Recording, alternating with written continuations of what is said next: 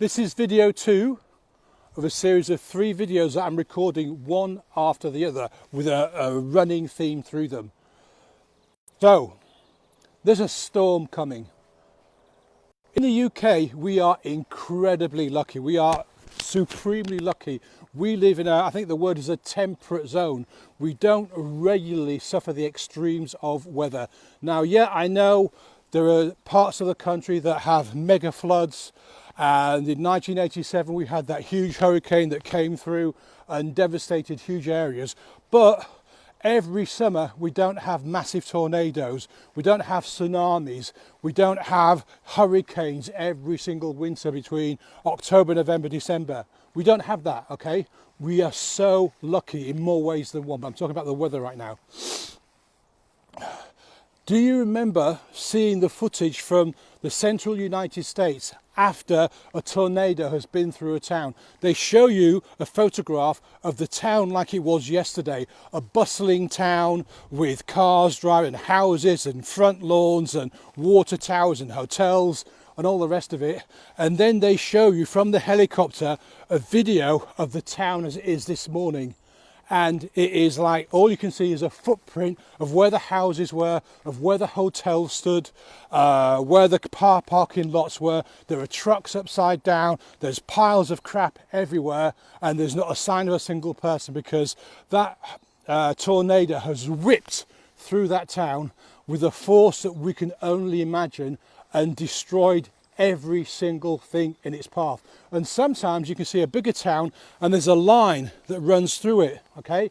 And you can see on one side of the line the house is still standing, on the other side of the line the house is still standing, but in the middle there's absolutely nothing, just total devastation. Now at the end of this year we're facing a storm, a worldwide storm. In the UK, furlough ends and potentially the money that governments have been giving businesses to keep people off work is ending and it may not come back.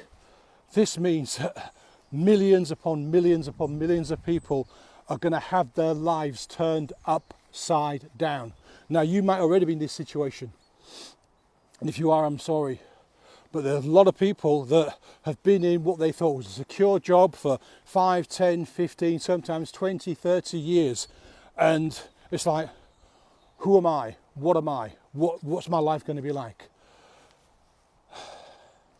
And this is where the storm analogy comes in, because if you have in Florida, okay, Florida has regular hurricanes and all sorts of bad weather, yeah?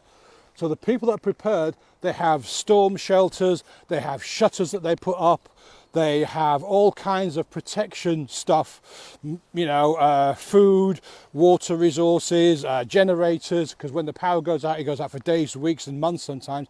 They have all the kit necessary to survive once that storm has been in progress and out the other side. They're ready, they know it's coming, they've been through it before and they can deal with it. A lot of people that live in the same area don't. Oh, the government wouldn't help me. I don't need it. I mean, last year when it happened, it missed my house by a mile. If it does happen, I'll go and stay with my friend. I don't need to put any money aside. I don't need to do this, I don't need to do that, I don't need to do the other, okay? They trust to luck. So my question to the people that are going to be facing this storm very soon is, are you prepared for this storm? That's the first question. And the second question is, if you're not, should change hands, excuse me, what are you doing about it? What are you going to do right now to start preparing for a potential storm that hits you out of the blue? You know how it is. You go to work, expect another routine day at work, and if you're lucky, you get called into your manager's office and go, Paul, really sorry, current situation, blah, blah, blah. Here's a bit of money, fuck off. If you're not lucky, you might get a text message or you turn up and you don't have an office no more.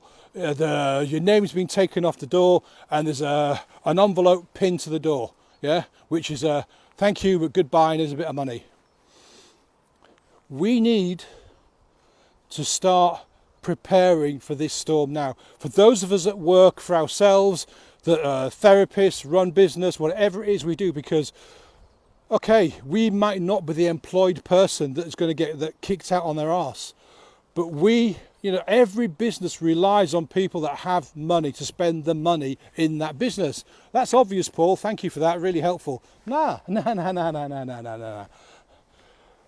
We get blasé. Oh, it's okay. I'll just do a bit of this, do a bit of that, and I get some customers coming in, and I'll be fine. I'll make some money. How do you know? Have you put money aside for your tax bill next year? Have you got an emergency money? If you today, as a self-employed person, couldn't run your business, do you have 3 months worth of money behind you to give you 3 months breathing space before you have to start taking action or doing something different? The answer for most people is no. And then you say, okay, are you putting money aside to build up a fund for 3 months? And then people go, no. Well, I'm in the second category. I don't have money for 3 months of survival. But guess what? I am putting money aside to build myself. I'm going for a 6-month fund. I'm building a 6-month fund. Okay?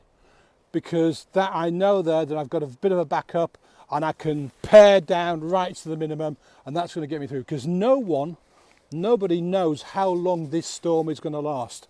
Forget what's the word? Begins with the vaccines. Forget vaccines. Forget all the bullshit we're hearing about on the news about this, that, and the other.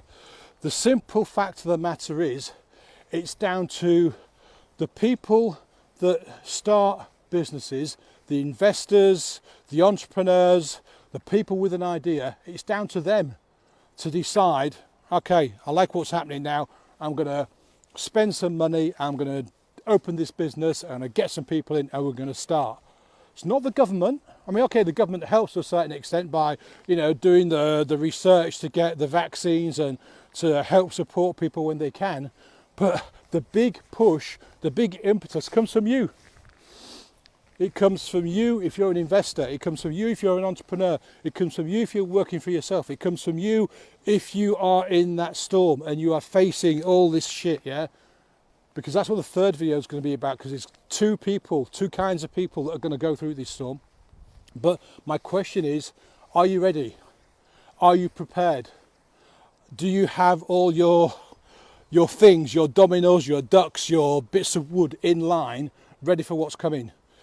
Because some businesses are going to thrive through what's coming, but they could equally get so overwhelmed because they're not prepared. So I'm not just talking about businesses shutting down.